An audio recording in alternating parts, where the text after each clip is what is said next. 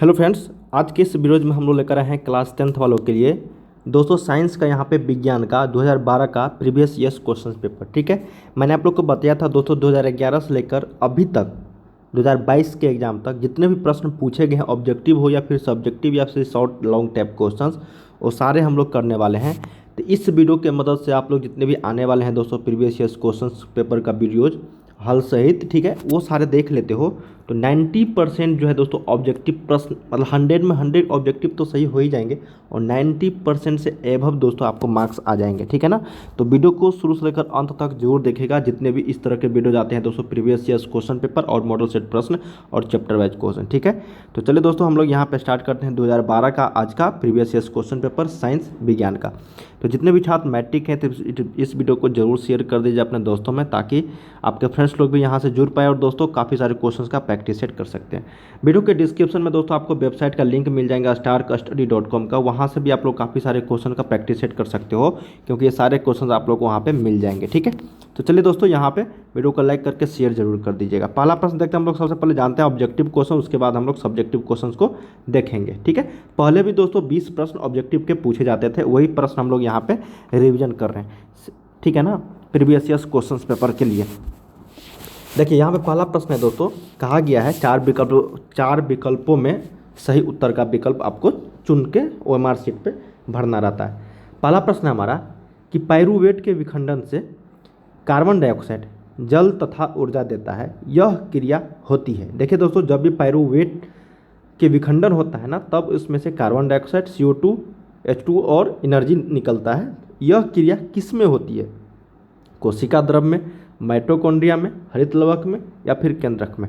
तो सही उत्तर हो जाएगा दोस्तों यहाँ पे माइटोकॉन्ड्रिया में। ठीक है ना, माइटोकॉन्ड्रिया में पाइरूवेट का विखंडन जब होता है तो वहाँ से हम लोग को क्या क्या मिलता है? कार्बन डाइऑक्साइड, जल तथा ऊर्जा। चलिए अगला प्रश्न देखते हैं दोस्तों, कहा गया है कि निम्नलिखित में से कौन सा पदार्थ लेंस बनाने के लिए प्रयुक्त नहीं किया जा सकता है? ऑप्शन है यहाँ पे जल, कांच, प्लास्टिक, मिट्टी। तो सही उत्तर यहाँ पे हो जाएगा मिट्टी का।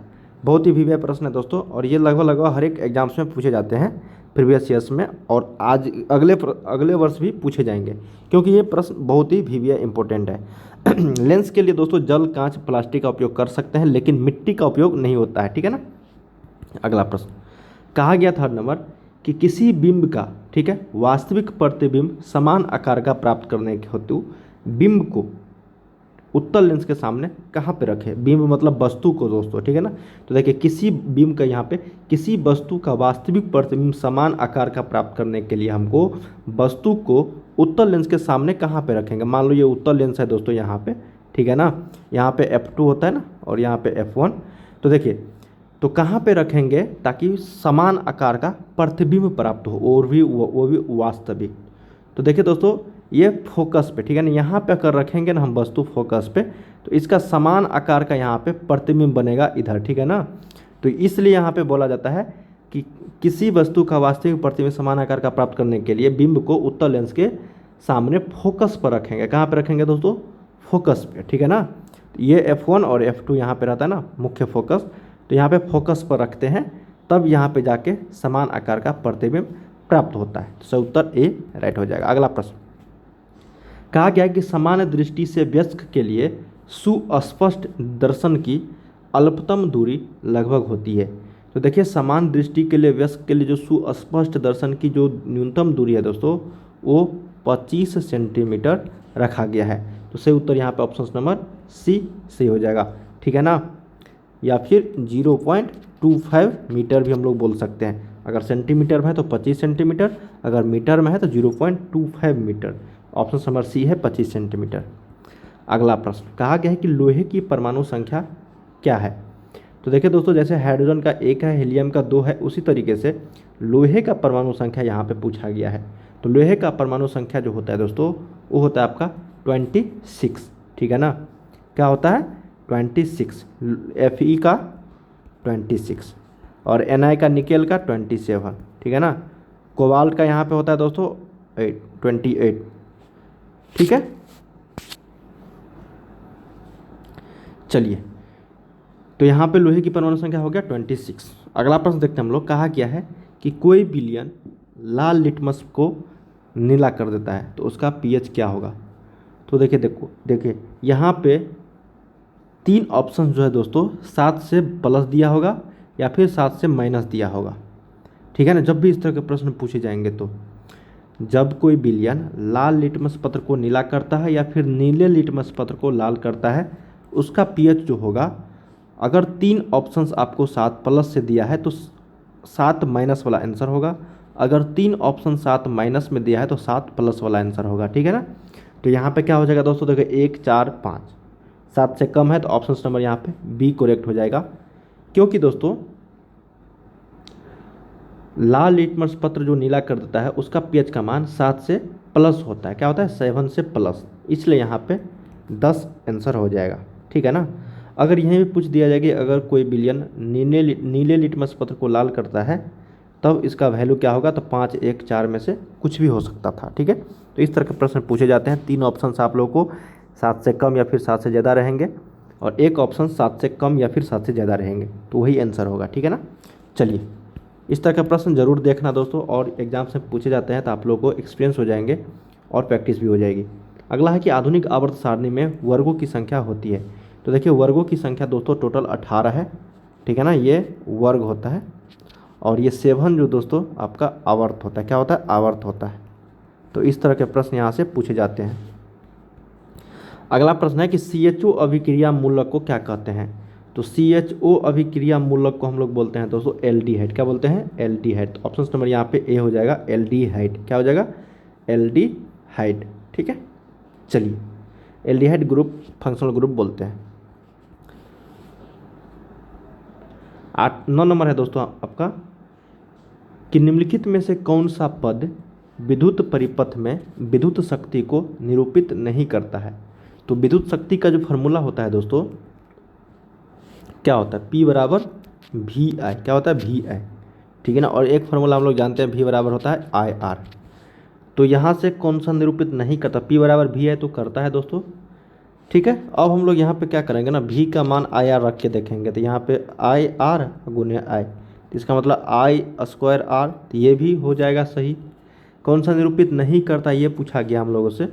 अब देखिए दोस्तों, हाँ I² R आ गया तो इसका मतलब IR² कभी नहीं होगा, तो यही आंसर हो जाएगा। V²/R भी हो जाएगा, देखिए I का मान यहाँ से रखेंगे हम लोग V/R, तो V गुने I की जगह पे V/R, तो ये हो जाएगा V²/R, ठीक है। तो ये भी आ रहा है, लेकिन ये जो आपका IR² है ये गलत है, मतलब ये विद्युत शक्ति को निरूपित नहीं करता है, मतलब ये फार्मूला नहीं बनेगा, ठीक है ना। ऑप्शन नंबर बी करेक्ट हो जाएगी।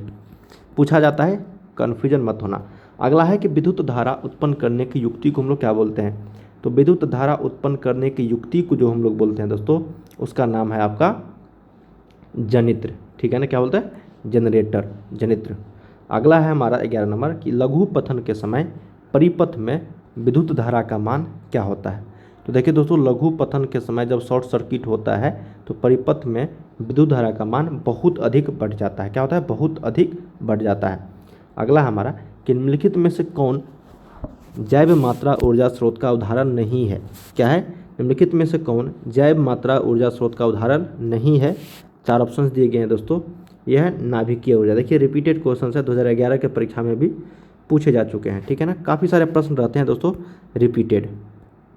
अगला प्रश्न हमारे पास कहा गया कि कोई तत्व ऑक्सीजन के साथ अभिक्रिया कर उच्च गलनांक वाला यौगिक निर्मित करती है, यह यौगिक जल में विलय है, यह तत्व हो सकता है।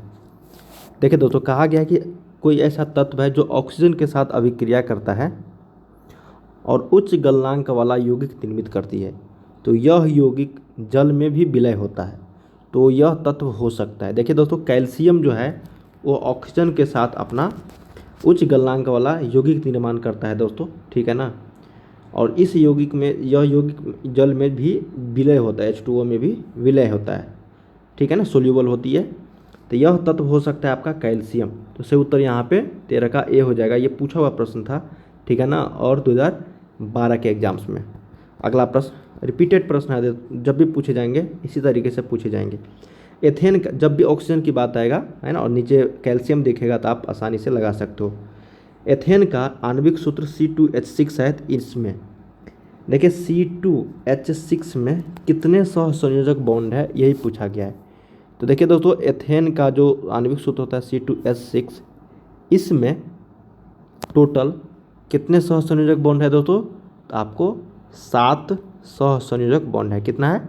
7। तो सही उत्तर यहाँ पे ऑप्शन नंबर बी करेक्ट हो जाएगी। ठीक है, याद रखिएगा। अगला है हमारा कि ओजोन के अणु में ऑक्सीजन के परमाणुओं की संख्या होती है। तो देखिए दोस्तों, ओजोन का सूत्र होता है O3। ठीक है, तो एक अणु में कितने परमाणु है? तो 3 परमाणु है। ठीक है ना, यहाँ पे O3 है तो इसका मतलब 3 परमाणु। तो ऑप्शन नंबर यहाँ पे सी करेक्ट हो जाएगी 15 का। क्या हो जाएगा? 15 का सी। ठीक है ना, जैसे H2O में हाइड्रोजन के 2 परमाणु और ऑक्सीजन के 1 परमाणु, इस तरह के प्रश्न पूछे जाते हैं। अगला है हमारा कि मनुष्य में वृक्क एक तंत्र का भाग है जो संबंधित है पोषण से, शोषण से, उत्सर्जन से, परिवहन से। तो मनुष्य में वृक्क एक तंत्र का भाग है दोस्तों, जो मतलब किडनी जो एक तंत्र का भाग है ना, वो किससे संबंधित है मानव शरीर में? तो वो संबंधित है हमारा दोस्तों उत्सर्जन से। किससे? उत्सर्जन से। अगला है कि दो तंत्रिका कोशिका के मध्य खाली स्थान को क्या कहते हैं? तो दो तंत्रिका कोशिका के मध्य खाली स्थान को हम लोग बोलते हैं दोस्तों सिनेप्स। क्या बोलते हैं? सिनेप्स। ऑप्शन नंबर यहाँ पे बी सही हो जाएगी। अगला है हमारा कि पराग कोश में होते हैं। तो पराग कोश में होता है परागकण। बहुत ही इंपॉर्टेंट प्रश्न है दोस्तों, लगातार कई बार प्रश्न पूछे गए हैं ये। अगला है विकासीय दृष्टिकोण से हमारी किससे अधिक समानता है? तो ये भी इंपॉर्टेंट है, लगातार पूछे जा रहे हैं ये प्रश्न। तो यहाँ पे हो जाएगा दोस्तों विकासीय दृष्टिकोण से हमारी जो सबसे अधिक समानता है वो किससे है दोस्तों? तो वो चिंपैंजी से।